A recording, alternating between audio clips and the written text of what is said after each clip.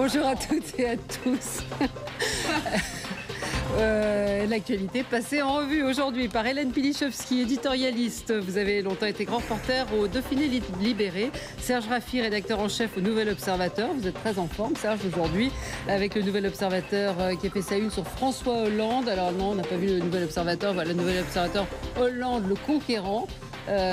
Et puis donc votre livre dont on vient de voir la couverture, François Hollande, itinéraire secret, paru chez Fayard. Claude Reichmann, président de Reichmann TV, bonjour. Vous êtes également économiste, et Bruno Jeudi, rédacteur en chef du Journal du Dimanche, bonjour.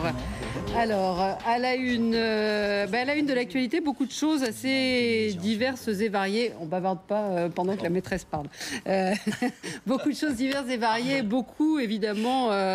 Les journaux reviennent beaucoup sur la victoire des Bleus. On va commencer par l'équipe, c'est normal, debout avec cette une consacrée aux 15 de France.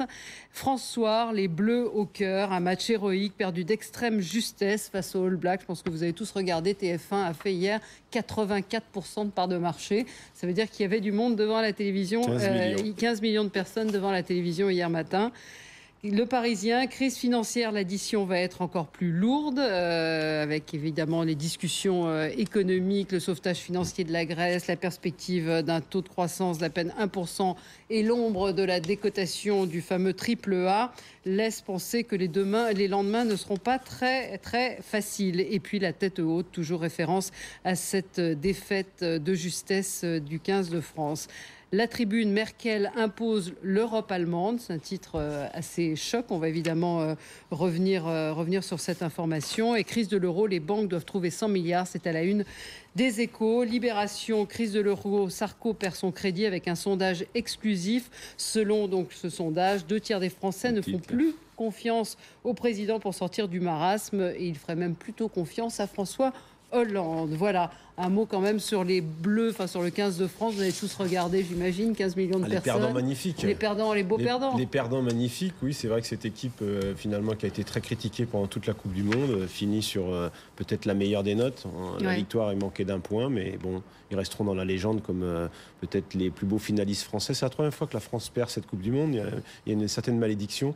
Ouais. C'est la première fois qu'elle la gagne avec tant d'honneur et presque tant de mérite. De courage. C'était à l'extérieur. On a vu ce hacker que vous avez regardé. Et même les Anglais, la presse anglaise ce matin rend hommage aux Français, donc c'est presque une victoire. Ouais, alors le V de la victoire et l'équipe donc de France qui s'avance sur la ligne, c'est là où le mental en sport est très important. Moi, ce qui m'amuse beaucoup dans cette histoire, c'est le fait que ces sales gosses, comme les a appelés Marc Lièvremont, finalement, ils ont joué pratiquement sans entraîneur. C'est-à-dire qu'ils se sont libérés de l'espèce de névrose, je dirais, de leur entraîneur, qui vivait ce moment de Coupe du Monde au lieu de le vivre comme un moment d'allégresse, d'euphorie. C'était un drame, ça avait l'air d'être une douleur. C'était Mater Dolorosa qui nous parlait tous les jours, alors qu'en fait, c'est une fête. Et ils nous ont prouvé au dernier moment que oui, c'était une fête, et peu importe qu'on gagne ou qu'on perde, mais que tout ça exulte. Et ils ont fait un match exceptionnel. Moi, ils auraient mérité de gagner, quand même, sans chauvinisme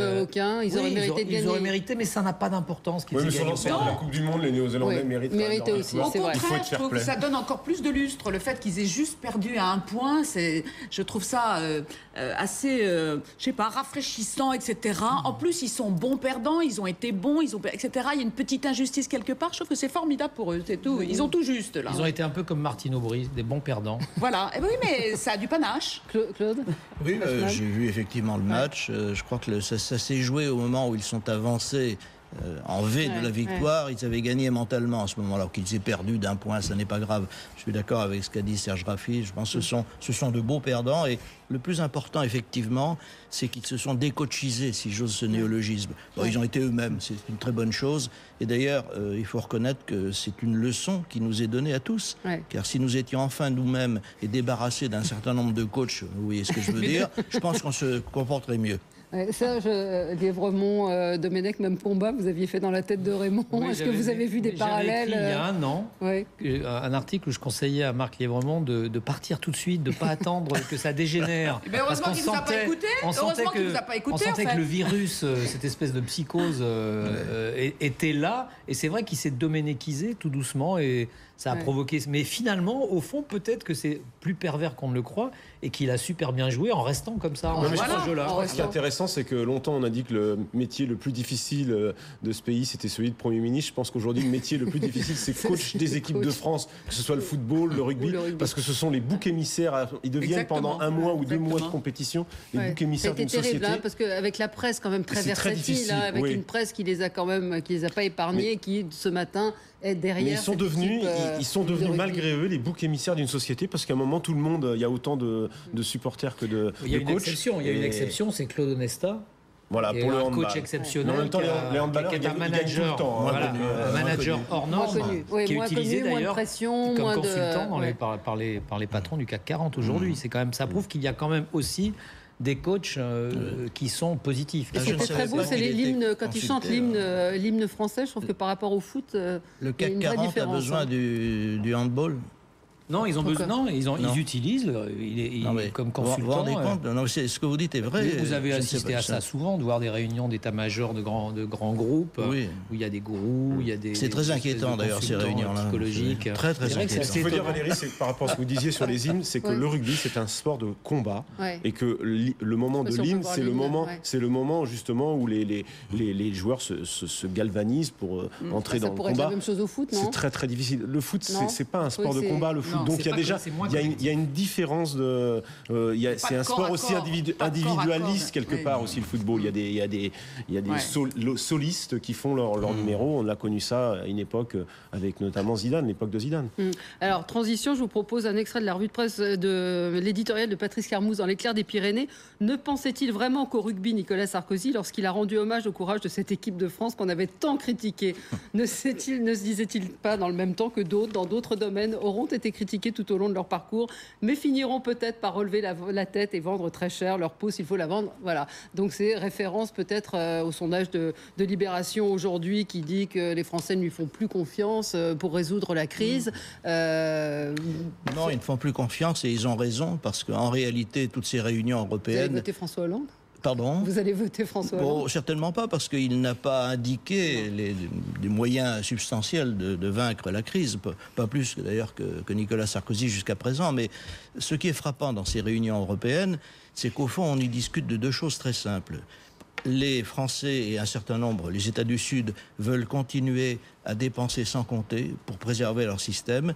Et les Allemands veulent bien maintenir à flot légèrement ces États à la condition qu'ils fassent des efforts substantiels. Et il y a eu une scène absolument ahurissante, c'est celle qui a vu Angela Merkel et Nicolas Sarkozy prendre Berlusconi en tête-à-tête, à 3 tout le moins, et lui expliquer qu'il fallait vraiment qu'il fasse des efforts. Alors que le malheureux, ils ont quand même en Italie déjà réduit leurs dépenses de 90 milliards cet été. C'est absolument gigantesque. Et Sarkozy, qui lui a fait un simple plan jusqu'à présent où il y avait 11 milliards d'augmentation d'impôts et 1 milliard de baisse de dépenses publiques, ne peut pas donner des leçons de ce type. En réalité, ce qui se joue dans cette affaire, ce sont des illusions. Regardez ce fameux fonds de stabilité. C'est un fonds dans lequel, savez-vous, que les Italiens et les Espagnols, qui sont les prochains menacés, cotisent plus que l'Allemagne, tous les deux réunis. Donc on va garantir la dette par la dette. Et comment voulez-vous qu'ensuite on fasse un fonds qu'on va transformer en banque ? Enfin, ça, c'était rejeté par les Allemands. Ça a été rejeté. C'était le projet de la France. Oui. C'est-à-dire qu'ils voulaient, si vous appliquez un ratio de 8 ou 9, ce qui est le ratio actuel des banques, vous pouvez multiplier 440 milliards par 11 ou 12, et vous obtenez 5500 milliards à foutre en l'air. C'est ça le véritable enjeu. Donc cette affaire ne peut pas bien se terminer, sauf par une décision qui sera prise par les États et au premier chef par la France de réduire ses dépenses publiques. Et l'addition est simple, c'est 200 milliards. C'est pas si simple que ça, apparemment. Hein. Non, l'addition est simple à faire. Oui. Enfin bon. C'est difficile à réussir, mais c'est pas pareil. Sur le fonds de stabilisation financière, c'est vrai qu'il y a quelque chose de l'ordre du puissant fond, et c'est ce que je pense que l'opinion ressent profondément. C'est que on va chercher de plus en plus d'argent pour le jeter quelque part dans un trou dont on ne sait pas exactement ce qu'il va advenir, puisqu'on parle de 2000 milliards, où il faudrait plus de 1000 milliards. Aujourd'hui, on est à 400 ou 500 milliards d'euros. Et il faudrait passer à 1000 et peut-être à 2000. Et on ne sait pas pourquoi exactement. Il y a une espèce de fossé entre la réalité et les discours qui sont faits. Je pense que profondément le problème, est, évidemment, il est financier, mais il est essentiellement politique. C'est-à-dire que tant que les États européens n'arriveront pas à s'entendre pour contrôler les investissements des banques et qu'on arrête une bonne fois pour toutes de laisser les spéculateurs faire de l'économie casino en permanence comme ils le font. Et c'est vrai que l'Allemagne l'a moins fait, au fond. Si l'Allemagne s'en sort mieux et si elle est si forte, c'est parce qu'eux, ils ont investi dans l'économie réelle et dans l'industrie. Et je pense que la France, le grand défaut, c'est vrai que vous avez raison, M. Sarkozy n'a pas donné de leçon parce qu'il n'a pas fait ça. Son fameux discours de Toulon est resté sans effet. Il n'y a rien eu derrière. C'était du vent. Il nous a raconté des sornettes. Et aujourd'hui, on est en train de le payer. Oui, mais en Allemagne, si vous voulez, on a quand même joué, effectivement, comme vous dites, les investissements dans l'industrie, etc. Mais aux dépens du pouvoir d'achat et aux dépens des salaires, ce qui n'est quand même pas le cas en France. En fait, Nicolas Sarkozy, il a cédé à son opinion, ça ne lui a pas rapporté grand-chose d'ailleurs, pour pouvoir maintenir, effectivement, les salaires dans la fonction publique, etc. Bon, très bien. Alors aujourd'hui... Comment ? Jusqu'à quand ? Jusqu'à quand, oui. Mais aujourd'hui, qu'est-ce que propose la gauche ? Dit c'est de bonne guerre. D'ailleurs, c'est tout à fait logique. Dit c'est la faute de Nicolas Sarkozy. Mais qu'est-ce que propose la gauche ? Elle propose aussi une mutualisation. Vous savez, c'est une de ses grandes idées, une mutualisation de la dette. Ça revient au même, si vous voulez. Et c'est ce que des pays européens. Mais c'est ce que refuse Angela Merkel. Vous savez, les Allemands, ils ont la hantise de ce qui s'est passé pendant la République de Weimar, où on a imprimé des billets, etc. Et veulent pas retrouver cette situation-là aujourd'hui. Donc je ne sais pas quelle est la solution, mais en tout cas, ce n'est pas la France qui détient toute seule la solution, ça c'est clair. Non, mais visiblement, c'est compliqué pour eux de se mettre d'accord aussi. Et le sommet, c'est vrai qu'on a un petit peu de mal à voir comment ils vont s'en sortir, même mercredi.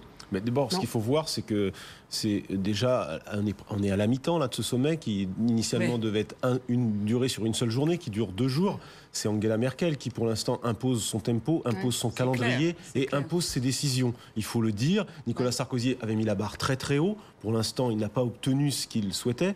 On n'a pas transformé le fonds de secours dont vous venez parler en banque, une espèce de lui banque avait proposé. Pour l'instant, il doit suivre au fond les décisions allemandes qui sont des décisions d'une plus grande et j'allais dire d'une hyper rigueur sur le plan européen, ce que la France évidemment essaie de retenir.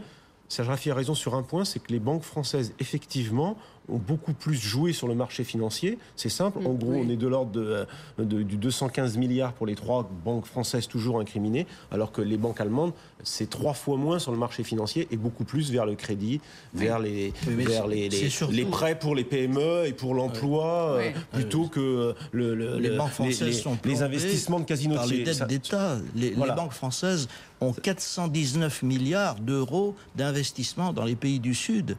Vous avez raison. Des dettes d'État. Mais après, il faut voir comment l'opinion lit ça. Au fond, ce qui va compter mercredi, c'est comment les marchés liront cet accord. Soit ce sera un accord, j'allais dire, qui sera lu par les marchés comme quelque chose d'efficace, soit ce sera quelque chose qui, une fois de plus, sera lu comme quelque chose le compte n'y est pas. Et à ce moment-là, on continuera à descendre, à s'enliser petit à petit vers une crise financière et vers la récession, ce qui est beaucoup plus grave. On s'interrompt pour le rappel des titres. On se retrouve tout de suite après.